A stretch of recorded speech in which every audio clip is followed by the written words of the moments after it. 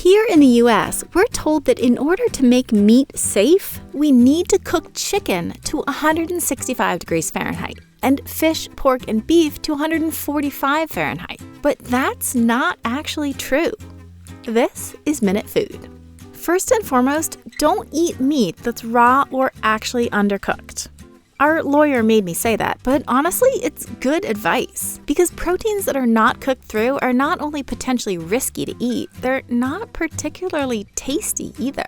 After all, with some obvious exceptions, we cook proteins not just to make them safe, but also to make them delicious. But if your experience has been anything like mine, the temperatures at which proteins are safe, at least according to the USDA, seem to be way higher than the temperatures that make them delicious. Yet for basically my entire life, I've been diligently cooking proteins to the recommended temperatures, or at least close to them to allow for some carryover, because I don't want to end up with a case of salmonella or E. coli. So boy was I surprised and kind of pissed off when I found out the proteins don't actually need to get anywhere near those sky-high temperatures to be safe. Safety is actually a matter of temperature and time.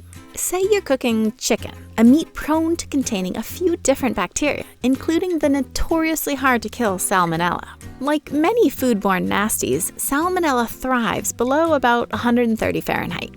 As the chicken's temperature climbs past that, it becomes less hospitable to the bacteria, and they start dying off. The higher it rises, the more quickly the bacteria die. Once the chicken reaches 165 Fahrenheit, you'll have reduced the salmonella population by 99.99999%. So if 10 million of those little nasties had initially been bopping around in there, only one would still be alive at this point. This is what scientists call a 7D reduction in salmonella, and it's what the USDA recommends to make chicken safe to eat. The USDA recommends different reductions for different proteins based on factors related to the pathogens they tend to harbor and the chemistry of the meat itself. And it's these recommended reductions that dictate those safe cooking temperatures. Like, since chicken will achieve a 7D reduction in salmonella basically instantaneously at 165 degrees Fahrenheit, the USDA's guideline is to cook chicken to 165 degrees. But there's another way to achieve that very same 7D reduction.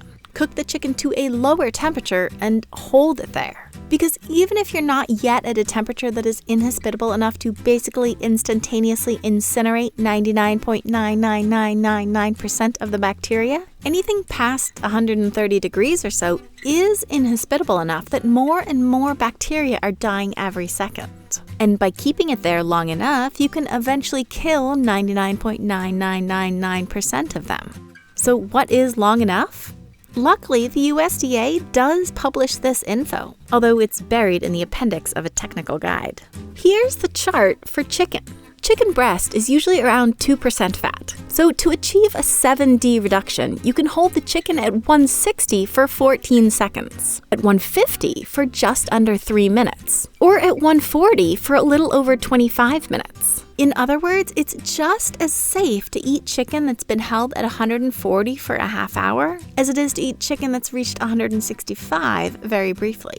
And the reason this matters is that chicken, or any other protein, is going to be way more moist and tender at 140 than at 165. So moist and tender actually that you might not like it. Something closer to 145 degrees seems to be most people's sweet spot when it comes to chicken. And from there, it's a mere 8.6-minute hold to safe deliciousness. But that hold is where this gets tricky, because generally when you stop cooking a piece of meat, it doesn't just stay at that temperature. Its temp keeps rising for a while thanks to residual heat, and then drops. With all this variation, can you actually cook meat to below 165 and hold it long enough to make it safe? I used a temperature probe to try this with some chicken breasts. I took this one off the grill when its internal temperature hit 155. A few minutes later, it had topped 170.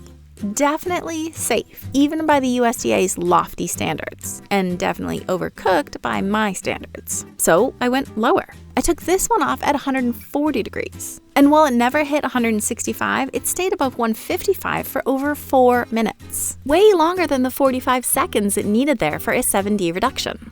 so I went lower. Even this one, which I pulled at 135, stayed above 145 for over 9 minutes, more than the 8.6 minutes it needed. This experiment, while admittedly not super well controlled, shows that it is entirely possible to cook meat to way less than the USDA recommended temperatures and still have it be safe by the USDA guidelines. But I'm not going to tell you what temperature you should cook chicken or any other protein to. Not because I don't want you to eat delicious, juicy food, but because this approach isn't cut and dried. How high the meat's temperature will rise after you take it off the heat and how long it will stay there before it drops is really variable and depends on a ton of different factors. That's why the USDA keeps it simple and recommends a single, really conservative benchmark.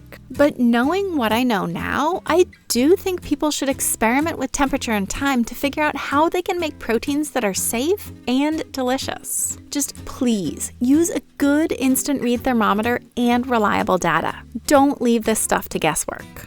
You can also look into sous vide, which we're planning an entire upcoming video on, so stay tuned. But here's the bottom line. If you want to keep on using those simple, foolproof recommendations, do your thing. But understanding why those recommendations are what they are and how else I can get there has totally improved my meat cooking game. And might change yours too. Best of luck.